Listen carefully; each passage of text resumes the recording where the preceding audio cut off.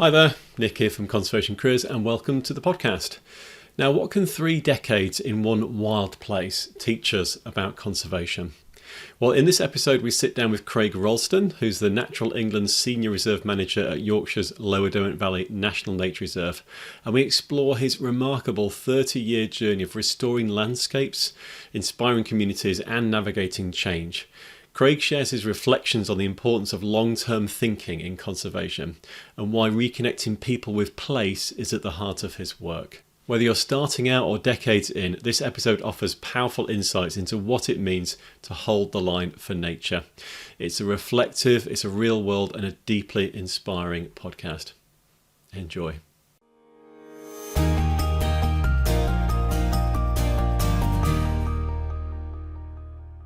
Okay, so it's Craig Ralston. I'm Natural England's Senior Reserve Manager for the Lower Derwent Valley National Nature Reserve in Yorkshire. Great. Well, Craig, it is a real, honour and a pleasure having you on the podcast. Thanks for joining. I should probably, for full disclosure for anyone that's listening, say we've got kind of a long history together. And it's no underestimate to say I don't think I'd be working in conservation if it wasn't for you. So thanks for joining. I'm happy. Thanks for inviting me. It's lovely to be here, and it's kind of pretty special to kind of complete that circle in a way. So I've followed what you've done, and it's great to be here. So thanks for inviting me. Great. Well, it does feel like complete a circle, doesn't it? Yeah. Right. Well, let's get stuck in then. So you're Senior Site Manager for Natural England and the Lower Derwent Valley National Nature Reserve, a place very close to my heart and obviously even close to yours. Let's start with the Lower Derwent, which is just outside of York. Paint us a bit of a picture if you can, Craig. Like, where is the reserve? Why is it special? Yeah. What does it look like? What does it feel like for people who haven't been there?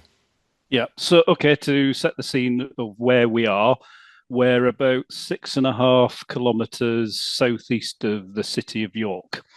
And actually, where I'm sitting at the moment in the reserve base at Weldrake, we're actually within the city of York boundary. So we're actually partly in the city of York, and then we're running south along the floodplains of the River Derwent. Mm-hmm. The River Derwent itself rises next to the sea at Scarborough on the North Yorkshire coast, but instead of taking that short route to the sea, it's cut a long meandering route through the Vale of Pickering, the Vale of York to join the Ouse and go back out into the Humber into the North Sea. So you've got a river that's doing a very long journey for the route it's taking. Therefore, you've got a very shallow gradient. It drains a large proportion of the North Yorkshire moors, so huge catchment. And therefore, the River Derwent in Yorkshire has one of the biggest variable flows of any British river. Mm-hmm. So to paint the picture of the Lower Derwent Valley, which is essentially 1,000 hectares over 17 kilometres of the River Derwent's floodplain in its lower reaches, it's incredibly variable. So in the wintertime, you've got 1,000 hectare, 17 kilometre lake with vast flocks of wintering waterfowl. So big flocks of widgeon, teal, lapwing and golden plover all wheeling around in a kaleidoscope of colour and panic as they're being chased by the peregrines and the marsh areas. Replaced by the kind of evocative calls of curlew and drumming snipe and breeding birds, ghostly barn owls that you'll be familiar with drifting around the sides of the meadows with the odd plop of an otter disappearing into a ditch, and then acre on acre of fantastic summer hay meadows. So in a nutshell, it's kind of ye olde English floodplain meadows. That's the landscape. Which, I mean, beautifully described, kind of takes us right there. Yeah, and ye olde English is sort of how it feels. It feels like sort of stepping back in time, actually going to the Lower Derwent in terms of the landscape. Although it's not stood still, it still harks of, how things used to be back 100 plus years ago, right? It's not been overly intensified agriculturally, and the diversity of the meadows and the wildlife that supports is still there. Absolutely. I describe this as a living, breathing, farmed landscape. Yeah. More than a nature reserve. Yeah. In that's what it is. It's been shaped by 1,000 years of flooding, but also 1,000 years of summer hay cutting followed by aftermath grazing. Yeah. And it was probably that original strip farming setup that we had here, which, each little local farm had a strip of the Ings land. So the Ings being the Norse word for kind of wet meadows. So they all had a strip of the floodplain.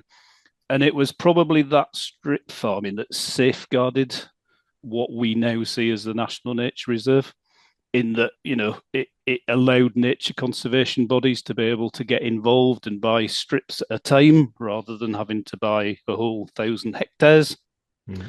But that strip farming also meant that the hay cutting was staggered, the grazing was staggered, how the whole speed of the farming operation across the whole site was kind of staggered and slow, which probably benefited lots of the species that we now consider to be the kind of specialities, your curlews, your breeding snipe, the odd curlew, the quail, all of those sorts of things. But I think the other thing that's really important on a landscape level, if you like, is the fact that we have these wonderful meadows set in a wider arable landscape, but with a kind of transitional zone that takes us from hay meadow to fen to scrub and then back into arable. And for a site that floods twice a year or gets cut twice a year, that's really important, having that space for nature to move and the habitats for them to take refuge in the twice a year that they need to. So it's almost like the connectivity of the habitats allows species to move across the landscape. And also what I'm hearing, which resonates with me, is that it's not a place where humans are excluded and kept out and, wildlife is fenced off and protected. It's very much this living landscape. People are involved in that. You've got farmers, you've got volunteers, you've got site managers like yourself, you've got members of the public. It's a place that you can go and enjoy and for nature to be thriving at the same time. Absolutely, and I think you've hit one of the nails on the head there about what are national nature reserves.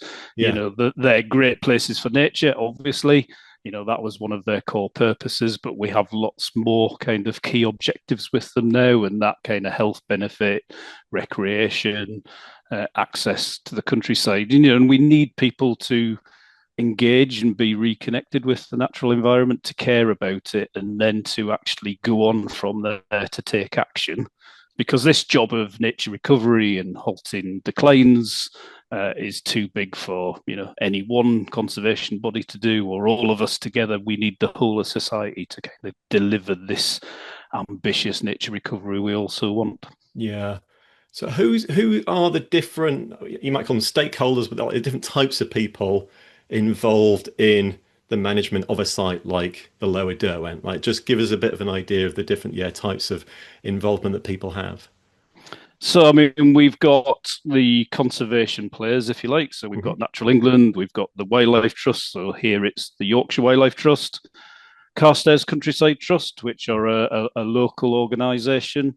And more recently, we've got our charitable Friends of group that have been operating about 10 years and are now acquiring land and delivering projects out there.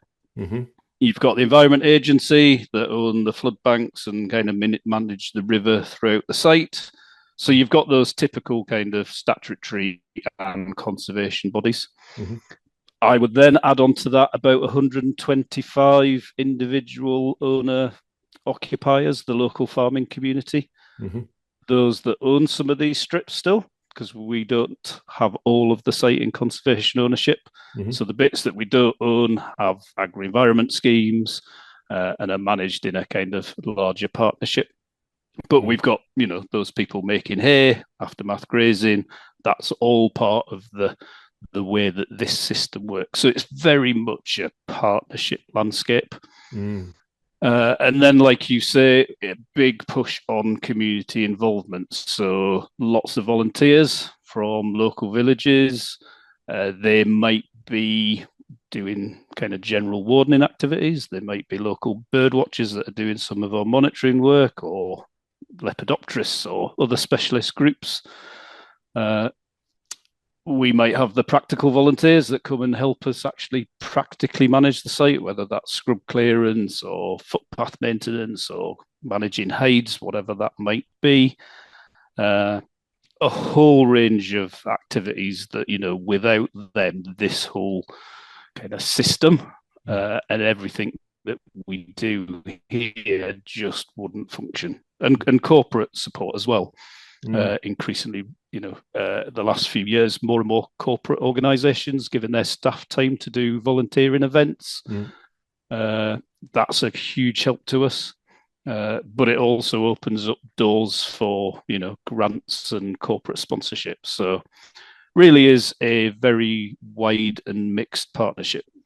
So there's a lot of people involved there, really complicated in terms of its setup and the relationships, the networks. Like, how big is the core team then, Craig, that you manage as site manager? There's you.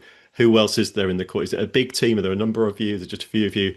Like, just give us an idea as to who's actually involved from a natural England standpoint, who's employed to manage the site. Well, from a natural England standpoint, there are 3 members of staff: senior reserve manager and 2 reserve managers. But the answer to your question is probably closer to 100 people. Because there are volunteers and some of the local kind of alternative education providers that we work with that engage young people back into education through working on the NNR with us. There is no difference here between the employed staff and all of those people that are part of this team that make this site work. That's so important. Yeah. What's your job then? So you're site manager. You've been there for 30 or so years. I was just really young when I started. Yeah, exactly. What does being a site manager actually mean then? You've painted the picture of the reserve, all the people that are involved, on all different types. But what's your job, Craig, as site manager? Like, how would you describe to someone who doesn't know you or understand what a site manager is? And can you even give us an idea as to what a typical weekday, month, however you want, like looks like? Like, what's your job actually like? Sort of warts and all. Gosh, that's a great question, isn't it? What do you actually do? Yeah, that's right. A lot of people have been asking that. So I think the first thing on a site like this, where it's multiple ownership and it's complex ownership and there's lots of different partners, as I've just described, I see my job here and the job of the team as being an enabler, I think is probably the way I would put it, to the whole site. So I'm not worried about whether it's Natural England's National Nature Reserve or the Yorkshire Wildlife Trust National Nature Reserve or a private individual strip. It's how do we make the whole protected site, whether it's SAC or SPA or various triple SIs, work and function to get the best out of it. So that's how I kind of see the job, if you like, of the conservation organisations in Natural England here. What does that look like on the ground? I guess if I had to describe it, it's a bit like being your own chief exec of your little mini organisation. So you've got to deliver the strategy, which, kind of breaks down to delivering the site's management plan. And we have a shared management plan here. So it's, kind of written by Natural England, but with the other partners involved, with local communities involved, with the volunteers giving their inputs. Because this is a national nature reserve. It's for the nation. It's for the benefit of the nation. We want local communities to go, this is actually what we want to see out of this.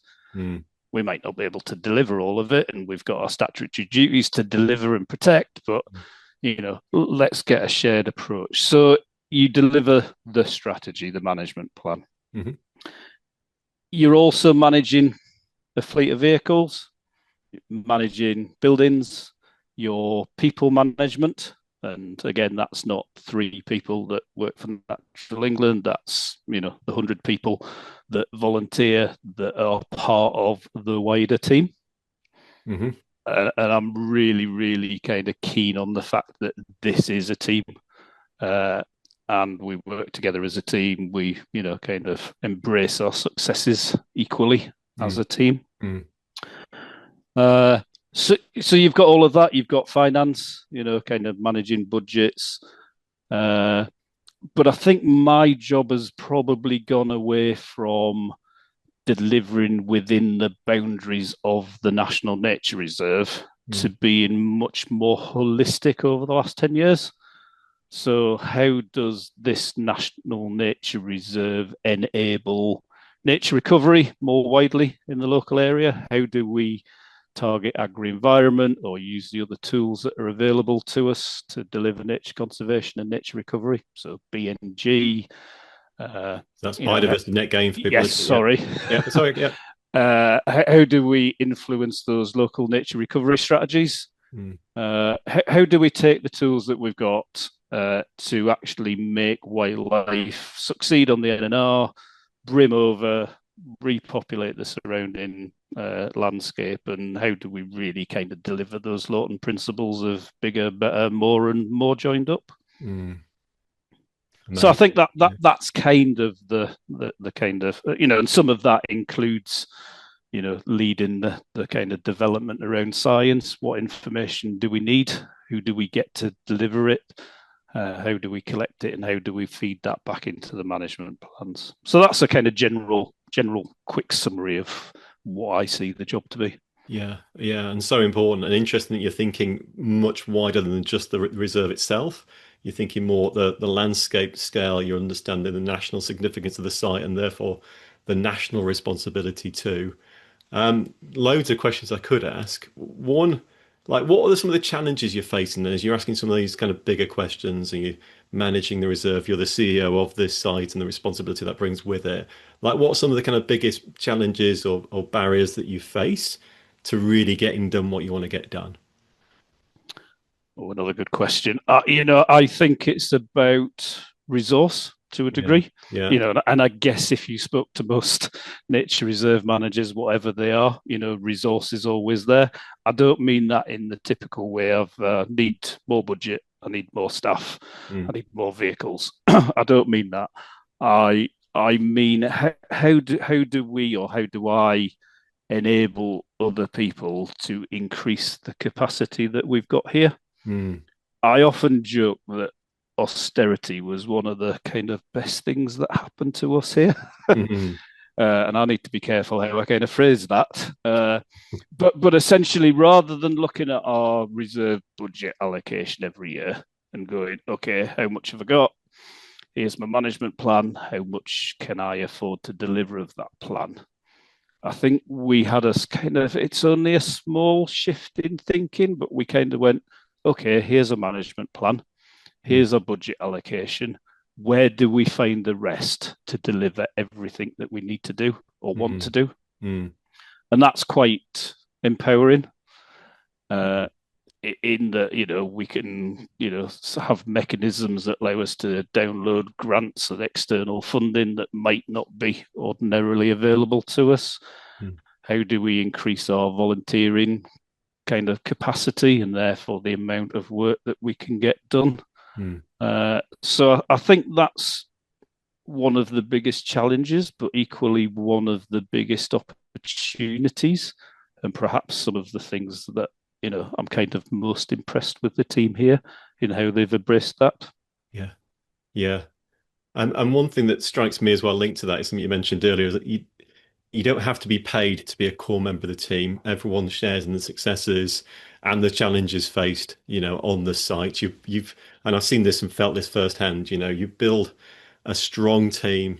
It's got really good, bonding, and are really empowered to kind of deliver and get stuff done. They're really motivated. Like, what do you think as a leader, how do you keep people motivated? What's important in terms of, really empowering people to get more done, work day to day, whether they're a volunteer or, a member of staff or whatever. Like, what do you see as the kind of the secrets for, getting people out there and keeping them on track? I think one of the first things is everybody comes with their own set of skills. Yeah. And 30 years ago when I started this job, the skills you might have looked for were ecological, practical land management. Yeah. I think that's very much changed in the sector. Yeah. But I also think that, here we recognize that having people who can communicate to local farmers, communicate to the local villages. Communication's a key one, but also, we've got those people that are really keen bird ringers, so they want to go out and deliver good quality science. So that's great. How do we empower them to do that? Because that's the best use of their skills. So everybody's bringing something slightly different to the team. Mm. And I think just, in terms of your second point is, how do you keep them motivated?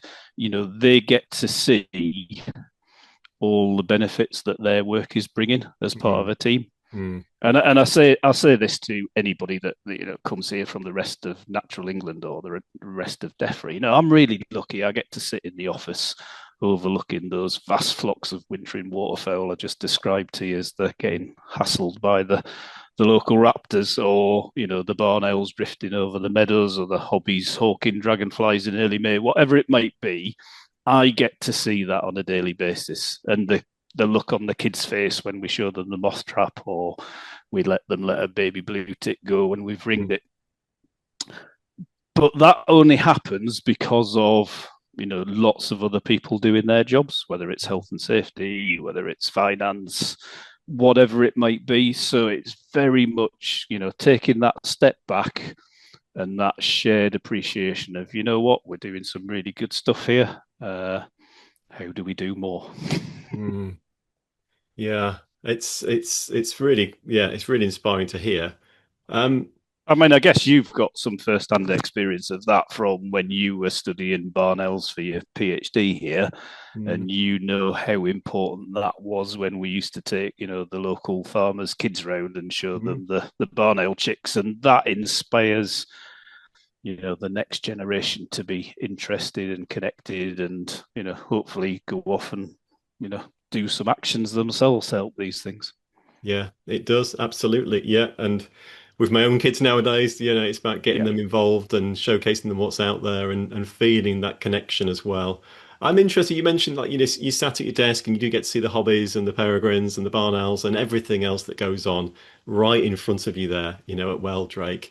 Do you ever get tired of that? Do you ever sort of, is that passion always still there when you see a hobby or a peregrine or something? Do you always have that spark, or is it just another bird, another day for you as someone who's been there for 30 years?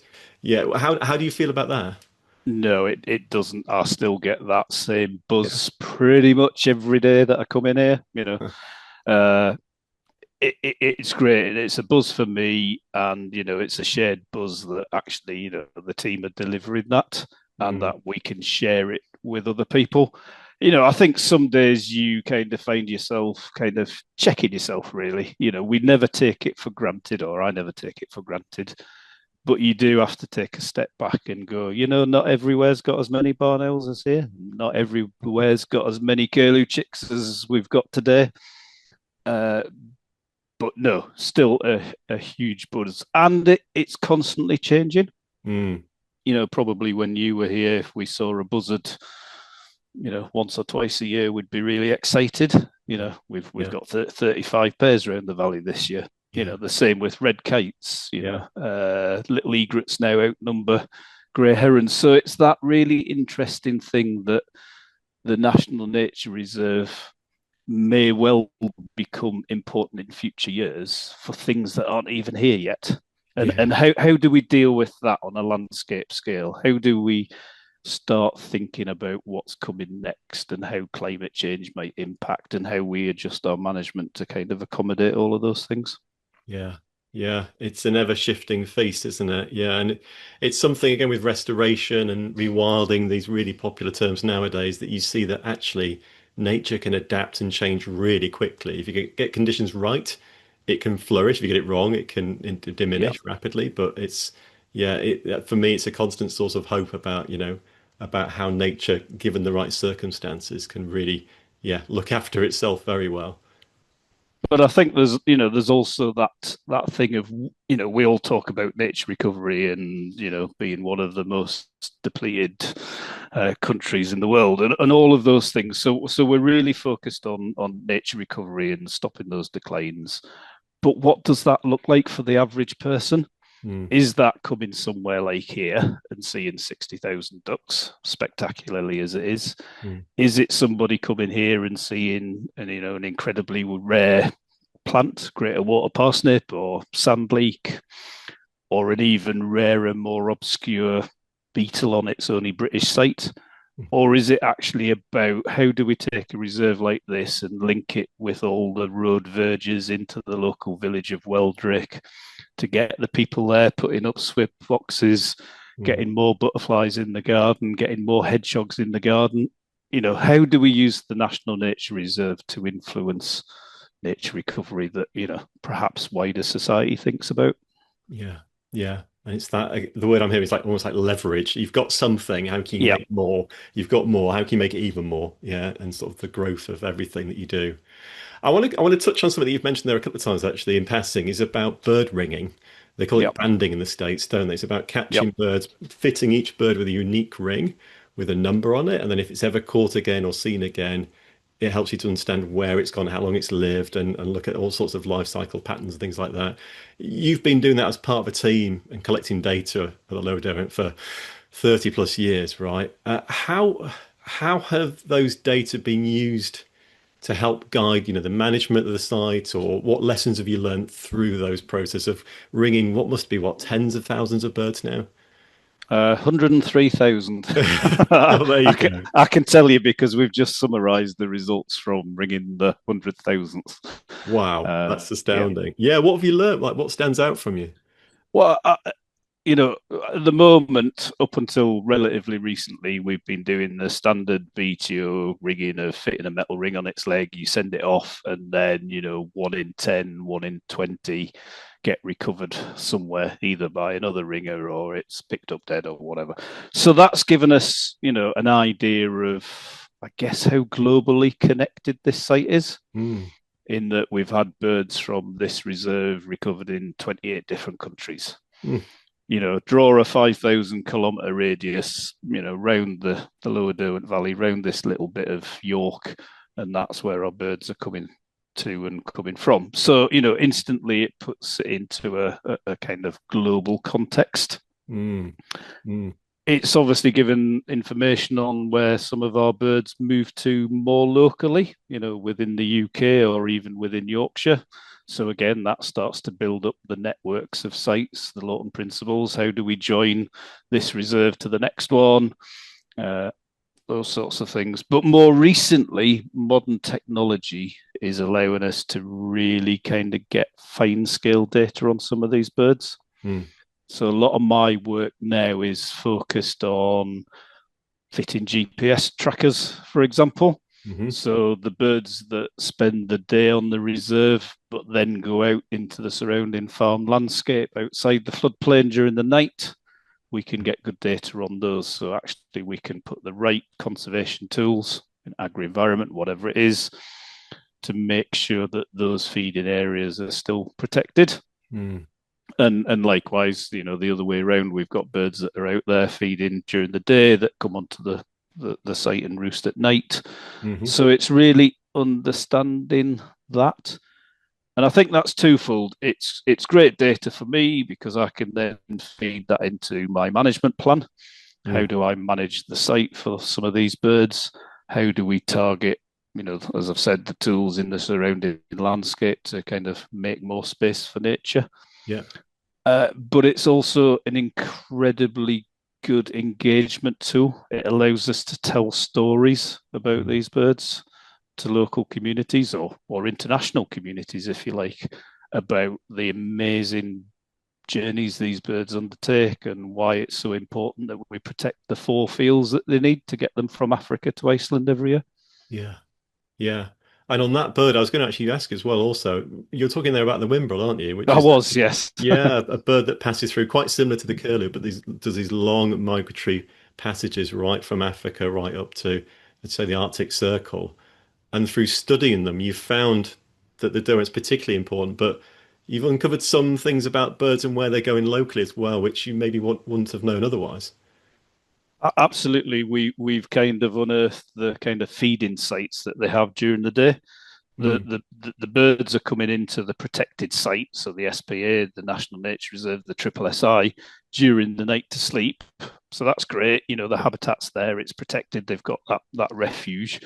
But during the day, they're feeding about 2 kilometres away outside the protected site Mm. on semi-natural grassland, uh, lightly cattle grazed, light scattered hedgerows, but on a very specific soil type.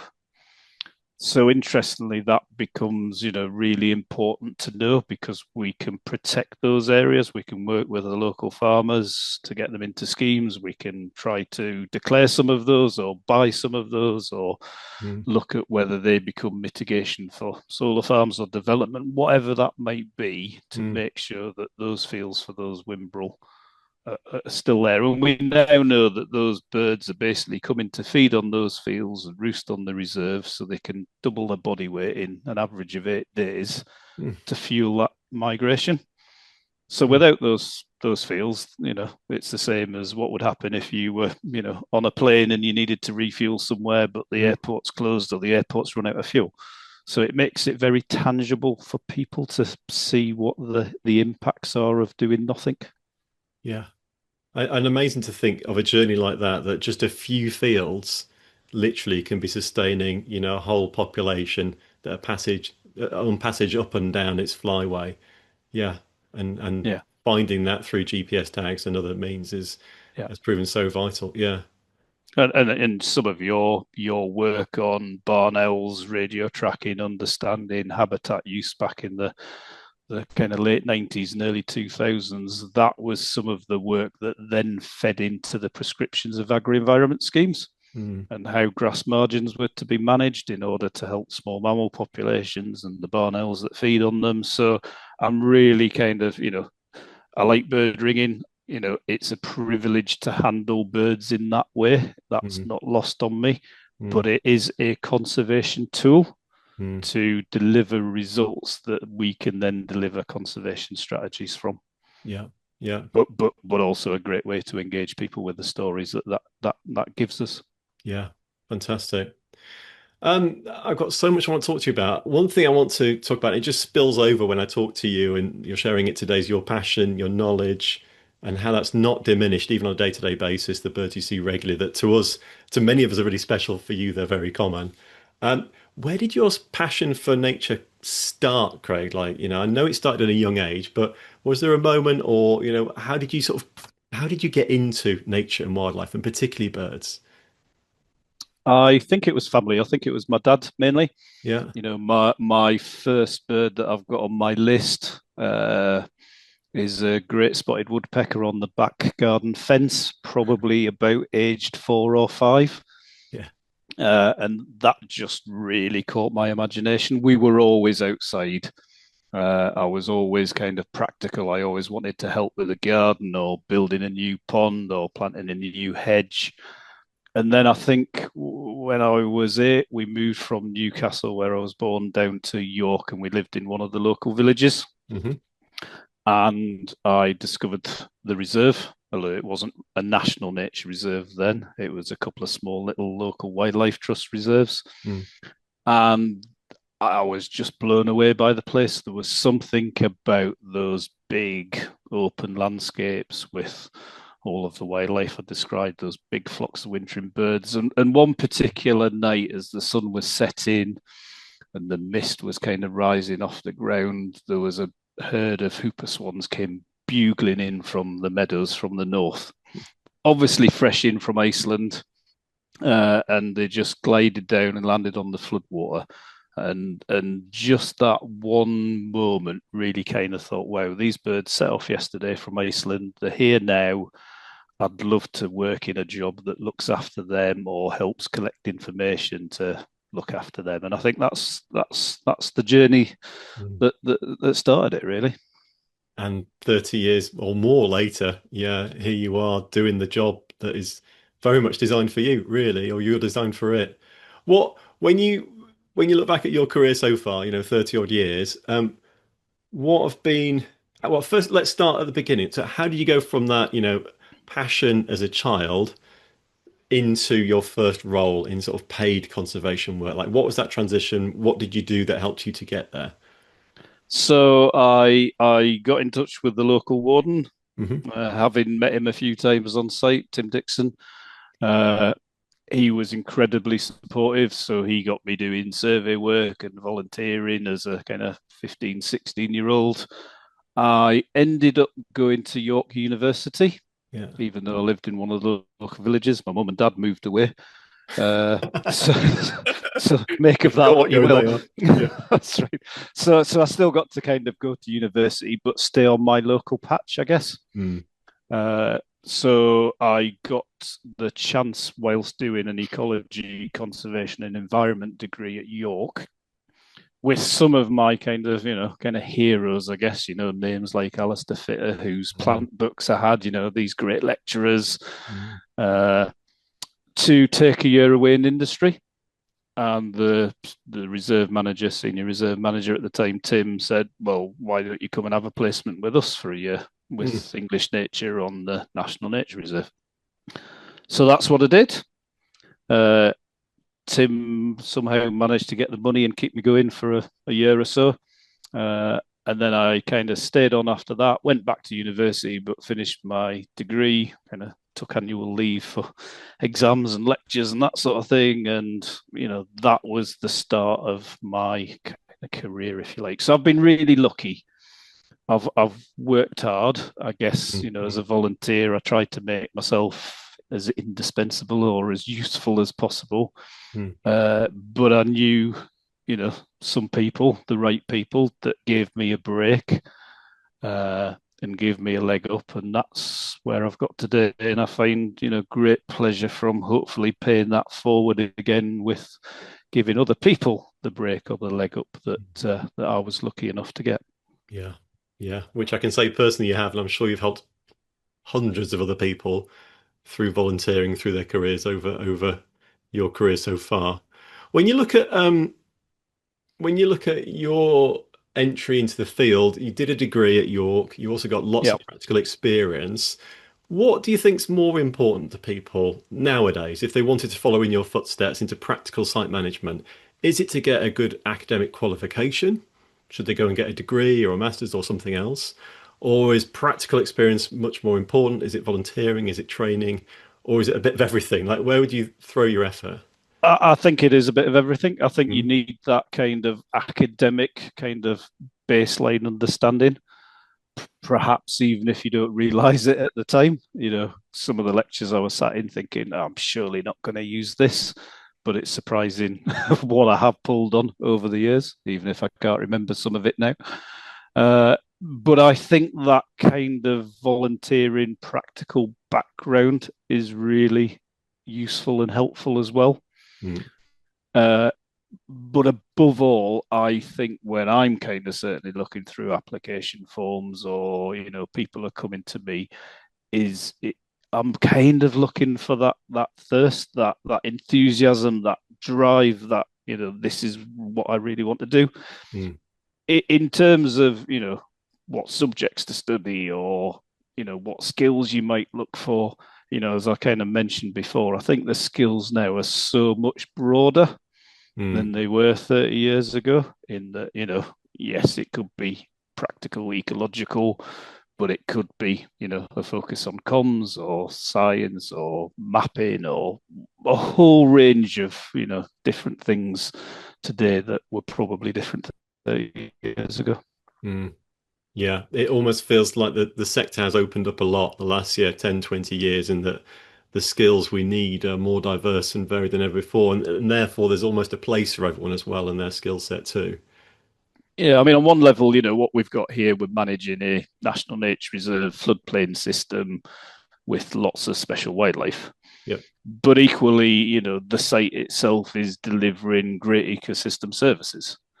Hmm. But in the past, whilst we might have sold, how many widgeon we've got or how many greater parsnips we've got, now, a large part of my job might be to work out what the natural capita benefits of the site are, and can we put those into an accounts? Can we demonstrate public value for money? all of those things, which is very different to what I started out doing in my career. So you're trying to put a financial value on the benefits that nature is generating through being protected on the site. Yeah, potentially. Yeah. Yeah, Yeah. yeah. Trying to demonstrate the added value that this isn't just about nature and a few birds and a few plants and a few beetles, but this is about, health and well-being of Mhm, society, that mhm, it's, preventing people's houses from being flooded in the mhm. winter because the water's got somewhere to go. All of those things, we're producing food, livestock, all the rest of it. How do we kind of measure that and sell the kind of whole plethora of benefits that a healthy natural environment delivers? Yeah, yeah, and that's it. It's a sales pitch, isn't it? Really, yeah, as you say. Yeah. Yeah. And going back to one of the earlier questions you asked me Mm. when you said, "What is my job?" I guess a large part of it to me feels like I'm the salesperson Yep. for the rest of the team. They Hmm. do the hard work, they do the stuff on the ground, it all works really well as a team. I bring it all together and kind of pitch it, I guess. Yeah. Um, as we sort of start to sort of wrap up, there's a few questions I still want to ask. One is around volunteers, again, like around the sort of practical experience, and you have a lot of volunteers go through the site. I was one of them back in the day. You've seen lots of people in volunteer roles. Some go on to do, and have jobs in conservation. What do the successful ones tend to do right? What do the volunteers who really stand out and go on and do have success in their careers? What is it about those individuals you think that really help them that others can learn from? Oh, that's a really good question, isn't it? I think a lot of it comes from drive Hmm. and that desire to learn. Uh, those volunteers that want to come as a sponge and go, okay, tell me what I need to know about, managing wetlands or wet and dry heaths or ancient woodlands. Hmm. That you then see, wanting to put the moth trap on or study shield bugs or whatever it might be. I think there's that personal drive that is really key, and Hmm. they tend to be the ones that drive themselves on a lot more. Hmm. Uh, and I think, really taking the opportunity of volunteering, on any reserve with any reserve manager or any organization, make the most out of it. Hmm. Uh, we like to try and train people up, whether that's on, brush cutters or chainsaws. If we can get that investment back Hmm. onto the reserve, it's worth my while investing in training those individuals. And if those individuals get that training and can carry that forward, then that's great as well. Yeah. Wonderful. What does the future look like for the Lower Derwent, Craig? Like, what's your vision for, let's say, the next 30 years? Where's it going? We've talked about how it's never static and nature's always moving on. Yeah. Like, what do you want the site to look like? I know you're building an incredible new sort of volunteer and site centre at the moment, but yeah, paint us a picture as to where you think things are going. Ecologically on the ground, I'd like to see a much bigger site. Hmm. So we want to extend this reserve into the heart of York. Mm. So kind of breaking away from, kind of, I guess, the traditional NNR or the traditional reserve of high quality biodiversity. But, can we link this site up with, local grass verges, local green spaces, local parks, meeting up with triple SIs into the heart of York, right to the bottom of York Minster. So you've got an NNR that stretches from here right to the foot, of York Minster with its peregrines on. That's the dream, because Mm. that makes nature and nature recovery and access to green space accessible to all. Mm. We've got room for nature to move. We've got the benefits that that's going to provide to society to counteract the kind of effects of climate change. So in terms of on the ground, that's the dream. Mm. I also like to think that the new building that we're getting here, which is a kind of volunteer community nature recovery science hub with overnight accommodation, so we can host students and university researchers and, kind of run courses. I'd like to see this as a kind of centre of excellence in the local area for nature recovery. Mm. So local groups having access to the building, having access to tools, so they can go off and deliver nature recovery in their own little green spaces and, get advice on, how we track things through the landscape to actually make the decisions and put the money in the right places to get the best returns. Mm. Lots of So, opportunities. yeah, yeah, loads. I mean, talk about like squaring the circle, if that, or completing the circle will probably be a better turn of phrase. Like the first time we met, you probably don't even know that we met at this point, but you were giving a talk at York University and you were talking, I was a student, and you were talking about how you can see barn owls just out the back of the university on, I guess it's called the Knavesmire. And Yep, there is this green finger, isn't there, that goes all the way from the lower that's Derwent right. Reservoir all the way into York. And it does create that corridor. It's naturally there. So the opportunities for doing it kind of make my hair stand on end. Yeah, it's wonderful. Yeah. Um, few final questions, if I may. If we could take you to one place on the planet and you could see one species, where would you go and what would you hope to see? That is difficult. I've never been abroad. I've never left the UK. I rarely leave the Lower Derwent Valley. So part of me wants to say the Lower Derwent Valley and pick a species that I'd like to see here. Uh, if it was outside of that and I wanted to be more ambitious, I do fancy going to some of the places where our birds go to. So, Mm, to see some of those hooper swans in Iceland, mm, to see some of those whimbrel feeding in the salt marshes of Senegal, mm, that'd be pretty special. mm. Just make it happen. Sounds good. Um, if we could make you like a global leader for the day, like a czar for the day of humanity, Gosh. yeah, and you could enact one new law that would help to save wildlife across this planet, help to conserve the environment, what law might you enact? Can I have two? Yeah. So the first one is, let's just have swift bricks and hedgehog holes in Oh. every single new build. It's so Mm, easy. A mm, mm, lot of these things are kind of really easy. So I think I would do that one. mm, Being cheeky if I'm having two.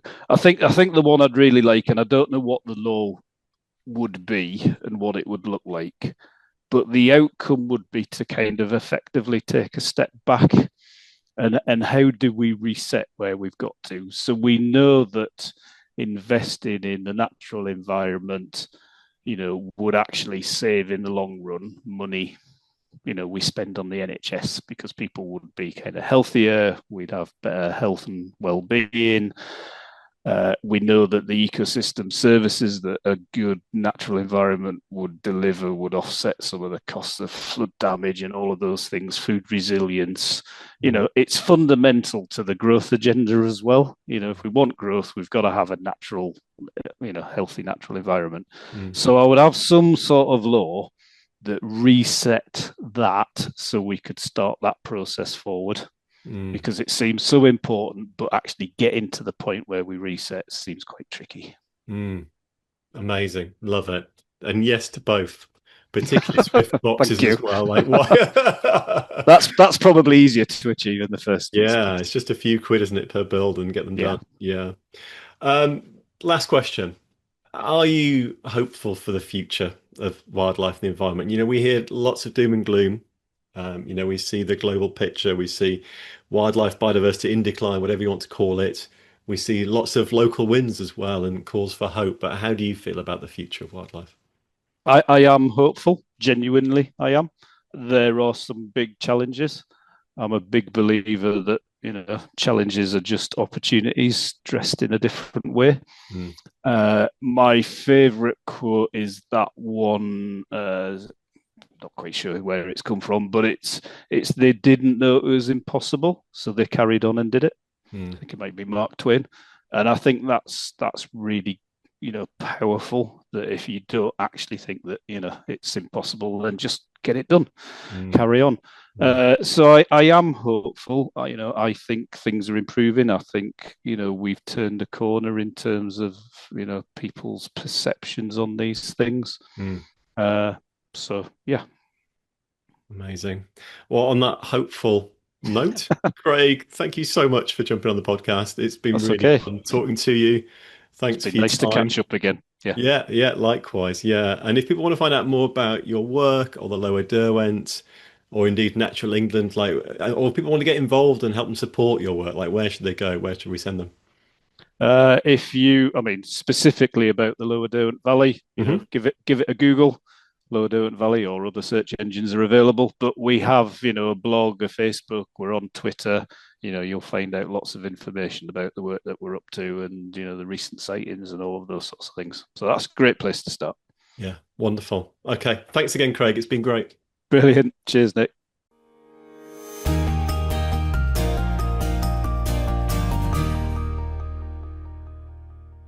Okay, I hope you enjoyed that, everyone. If you did, then please do hit the subscribe button to get notified of new episodes as they drop.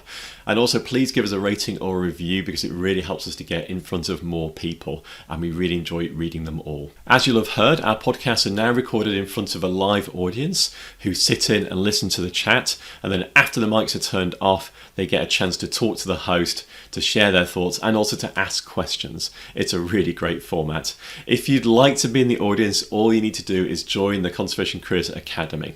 Now, in the Conservation Careers Academy, you'll get full access to the world's biggest conservation job board, listing over 15,000 jobs, volunteer and internships across the globe each year. You'll also enjoy access to our amazing CC Pro private members community with regular events, networking and support. Plus, you'll get full access to our growing library of career-boosting resources, guides and templates. And best of all, it only costs a few dollars, euros or pounds per month to join the Academy. Now, to find out more, please visit conservation-careers.com/academy or simply click the join button at the top of our website. See you on the inside.